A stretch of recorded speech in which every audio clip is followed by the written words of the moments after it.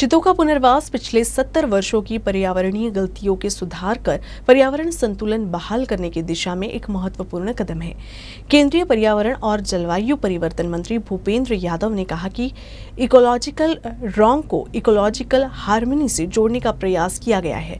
बुल्ढाना लोकसभा निर्वाचन क्षेत्र के 2 दिवसीय दौरे के दौरान वो बुल्ढाना में बोल रहे थे। मिशन 45 के तहत बुल्ढाना लोकसभा क्षेत्र के 2 दिवसीय यात्रा योजना के दौरे पर आए केंद्रीय मंत्री भूपेंद्र यादव का दौरा बुल्ढाना में संपन्न हुआ।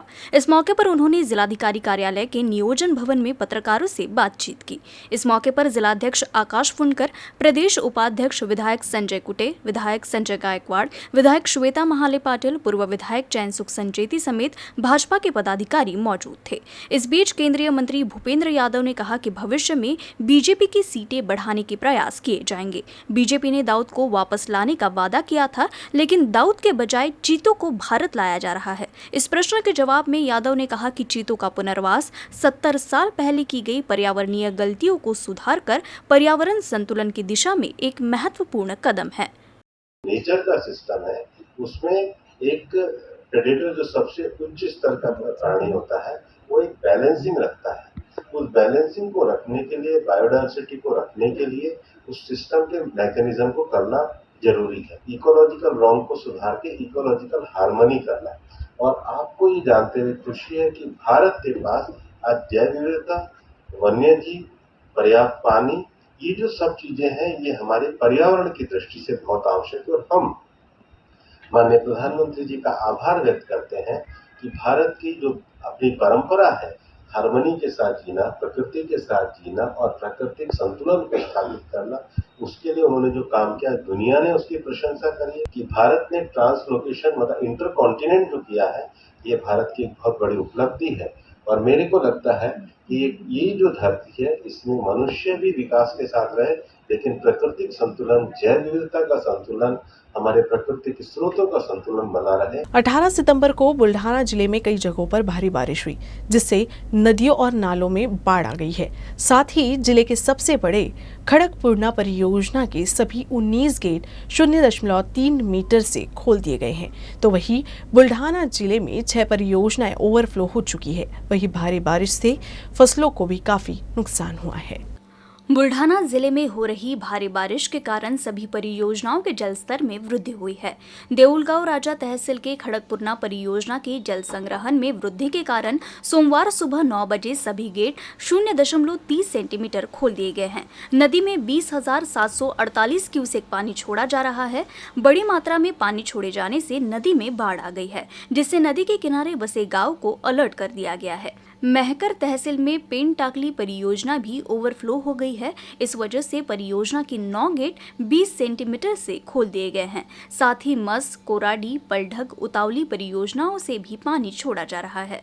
खामगांव तहसील में ज्ञान गंगा परियोजना का जलस्तर 98% तक पहुंच गया है, जबकि मन परियोजना का जलस्तर 98.77% तक पहुंच गया है। भारी बारिश से फसलों को भी काफी नुकसान हुआ है। अकोला के महात्मा फुले कृषि विश्वविद्यालय के अनुसंधान एवं विस्तार शिक्षा निदेशक डॉक्टर शरद खडाक को डॉक्टर पंजाबराव देशमुख कृषि विश्वविद्यालय का कुलपति नियुक्त किया गया है। राज्यपाल तथा प्रति कुलपति की उपस्थिति में डॉक्टर शरद गडाख को डॉक्टर पंजाबराव देशमुख कृषि विश्वविद्यालय का कुलपति नियुक्त किया गया। गडाख जल्द ही विश्वविद्यालय के 22वें कुलपति के रूप में कार्यभार संभालेंगे। डॉक्टर शरद गडाख वर्तमान में महात्मा फुले कृषि विश्वविद्यालय के अनुसंधान एवं विस्तार शिक्षा निदेशक के रूप में कार्यरत है। उन्होंने 38 वर्षों तक कृषि विश्वविद्यालय में काम किया है। इस सेवा के दौरान उन्होंने विभिन्न पदों पर कार्य किया है। कुलपति के रूप में अपने कार्यकाल के दौरान विदर्भ में कृषि और किसान विकास को और बढ़ावा मिलने की उम्मीद भी जताई जा रही है। शिक्षकों की भर्ती नहीं होने के कारण कई पद खाली है। शिक्षकों को BLO के रूप में नियुक्त किया गया है और स्कूलों में पर्याप्त मानवीय संसाधन उपलब्ध नहीं होने से शैक्षिक कामकाज पर इसका प्रतिकूल परिणाम हो रहा है। प्राचार्य संघ ने अकोला जिलाधिकारी को दिए निवेदन में मांग की है कि BLO पद पर शिक्षकों की नियुक्ति रद्द की जाए। टीचिंग और नॉन टीचिंग स्टाफ की भर्ती कई सालों से बंद होने के कारण कई पद खाली है और चूंकि कुछ काम करने वाले कर्मचारियों को BLO के रूप में नियुक्त किया जाता है, इसलिए स्कूल में पर्याप्त जनसंख्या उपलब्ध नहीं है। इसलिए शैक्षणिक कार्य पर प्रतिकूल प्रभाव पड़ रहा है। BLO को नियमित काम से 2 घंटे की छूट देने का आदेश मिला है और दिवाली से पहले सेमेस्टर परीक्षा का पाठ्यक्रम को प्राथमिकता से पूरा करने की आवश्यकता है, जिससे छात्रों की गुणवत्ता पर गंभीर प्रभाव पड़ रहा है। इसलिए प्रधानाध्यापक संघ की ओर से जिलाधिकारी नीमा अरोड़ा को एक निवेदन देकर शिक्षकों व कर्मचारियों को इस काम से मुक्त करने और छात्रों के हितों को ध्यान में रखने की मांग की गई है। 19/9/2022ला BOLच्या ड्युट्या कॅन्सल करण्याकरता आम्ही या ठिकाणी कलेक्टर साहेबांना निवेदन देण्यासाठी आलेलो आहोत। तुम्हाला माहीत असेल की गुणवत्तापूर्ण शिक्षण देण्याकरता शिक्षकी शाळेत हजर पाहिजेत, परंतु BOLची ड्युटी लावल्यामुळे आता त्यांना असा एक आदेश काढण्यात आला की त्यांना 2 तास सूट देण्यात यावी। हे योग्य नाही, हे कॅन्सल करावं, या दृष्टिकोनातून आम्ही कलेक्टर साहेबांना निवेदन देतो। अकोला शहर के नए बस स्टैंड घिंगरा चौक पर राष्ट्रवादी छात्र युवा मोर्चा द्वारा राज्य सरकार के विरोध में नारेबाजी किया गया। वेदांता फॉक्सकॉन कंपनी को महाराष्ट्र से गुजरात जाने और हजारों युवाओं का रोजगार छीनने का आरोप लगाते हुए राज्य की शिंदे और फडणवीस सरकार का निषेध किया गया। राष्ट्रवादी छात्र कांग्रेस के प्रदेश अध्यक्ष सुनील गौहाने की अध्यक्षता में यह विरोध प्रदर्शन किया गया। अकोला महानगर जिलाध्यक्ष अर्जुन राजेंद्र लोनारे ने इस आंदोलन की सफलता के लिए प्रयास किया। इस आंदोलन को विधान परिषद सदस्य विधायक अमोल मिटकरी, राष्ट्रवादी जिलाध्यक्ष संग्राम गावंडे, महानगर अध्यक्ष विजय देशमुख के मार्गदर्शन में किया गया। आंदोलन में सैकड़ों शिक्षित बेरोजगारों ने भाग लेते हुए सरकार के खिलाफ विरोध प्रदर्शन किया। इन कार्यक्रमों में मुख्य रूप से विदर्भ के अध्यक्ष अविनाश चौहान, सामाजिक न्याय विभाग के राज्य सह चिटनीस शंकर कंकाल, राष्ट्रवादी छात्र कार्यकर्ता अनूप तायडे, राष्ट्रवादी छात्र स्नातक विभाग के शुभम आढाव और महात्मा फुले छात्र परिषद के कार्यकर्ता उपस्थित थे।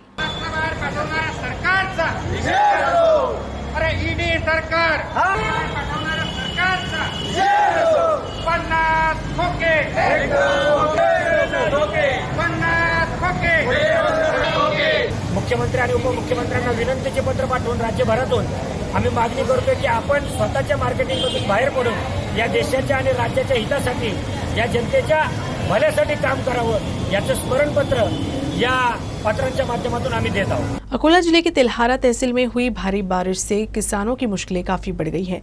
बारिश की वजह से फसलें बर्बाद होने से किसान चिंतित है। राज्य में भारी बारिश हो रही है और सितंबर के महीने में लगातार बारिश से किसानों को काफी परेशानी हुई है।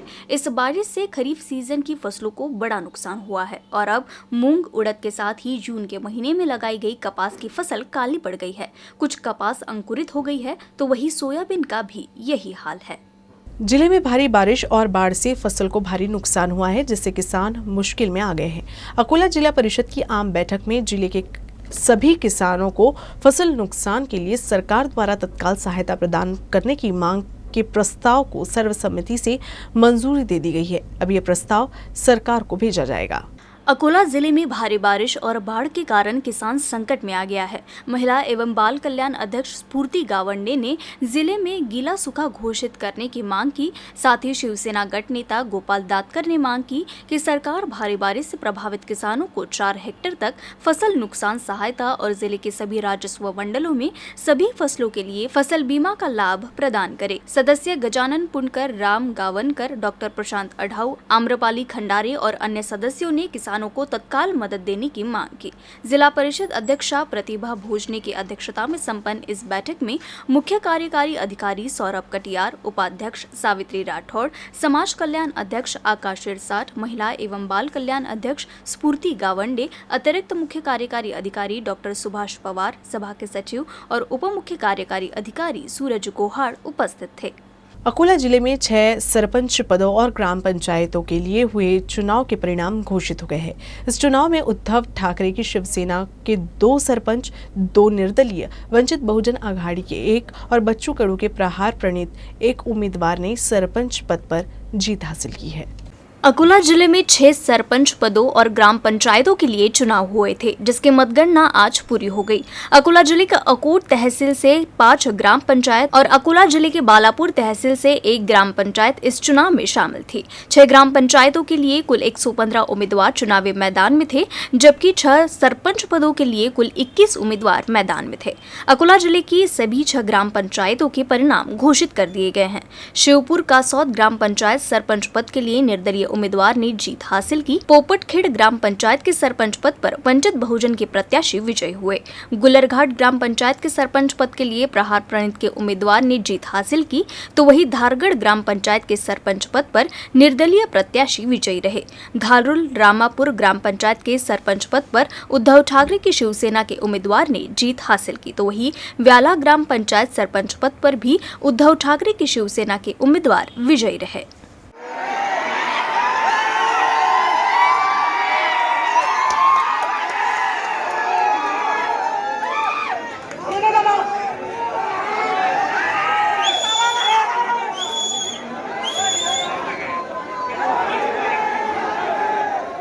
रेलवे प्रशासन की ओर से देश भर में स्वच्छता पखवाड़ा मनाया जा रहा है। इसी के तहत शेगांव के रेलवे स्टेशन पर प्लास्टिक मुक्ति के संबंध में छात्रों द्वारा जन जागृति अभियान चलाया गया। रेलवे स्टेशन पर पहले गंदगी का अंबार लगा रहता था। हालांकि आजकल रेलवे स्टेशन पर स्वच्छता का विशेष ध्यान रखा जाता है और ट्रेनों को भी स्वच्छ रखने की रेल प्रशासन द्वारा कोशिश की जा रही है। कई ट्रेनों में बायो टॉयलेट उपलब्ध कराए गए हैं। स्वच्छता का सख्ती से पालन करते हुए रेलवे स्टेशनों पर प्लास्टिक कचरा प्रबंधन पर ध्यान केंद्रित करते हुए डिब्बों, पटरियों, कॉलोनियों और अन्य रेलवे प्रतिष्ठानों को साफ करने के लिए एक अभियान शुरू किया गया है।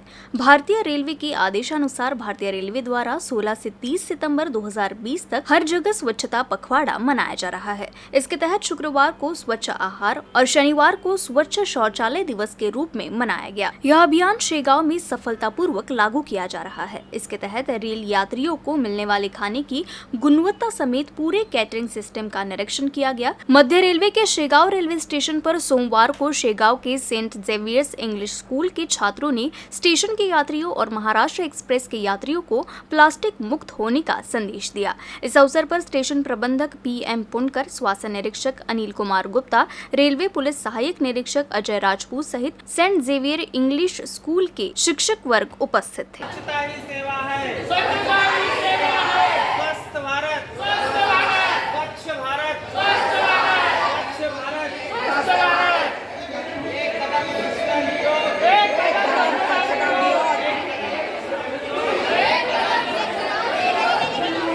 अमरावती में एंटी करप्शन ब्यूरो की टीम ने स्थानीय अपराध शाखा में कार्यरत 2 पुलिस कर्मियों को रिश्वत लेते गिरफ्तार किया है। गिरफ्तार दोनों पुलिसकर्मी एक व्यक्ति का मसला सुलझाने के लिए उससे रिश्वत की मांग की थी। अमरावती में पुलिस पर कई गंभीर आरोप लगते रहे हैं।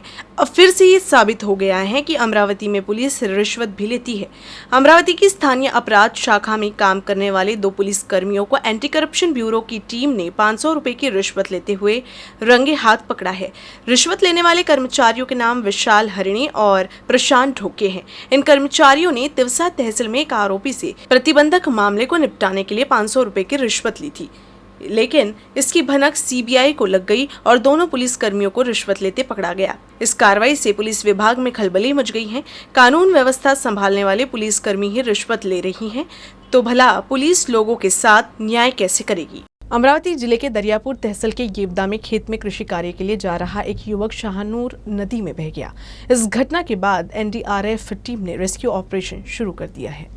अमरावती जिले के दरियापुर तहसील के येवदा निवासी 35 वर्षीय समीउल्लाह खान मंगलवार की सुबह 7 बजे खेत में खाद की बोरियां लेकर जा रहा था। इसी दौरान शाहनूर बांध प्रशासन द्वारा बिना किसी पूर्व सूचना के पानी छोड़े जाने के कारण नदी में पानी का बहाव बढ़ गया, जिसमें समीउल्लाह खान पानी के बहाव में फंस गया और नदी की तेज प्रवाह के साथ बह गया। घटना की जानकारी मिलते ही प्रशासन मौके पर पहुंच गया और युवक की तलाश शुरू कर दी। जिला प्रशासन की रेस्क्यू टीम भी मौके पर पहुंच गई। साथ ही ग्रामीणों की मदद से नदी में तलाशी अभियान चलाया जा रहा है।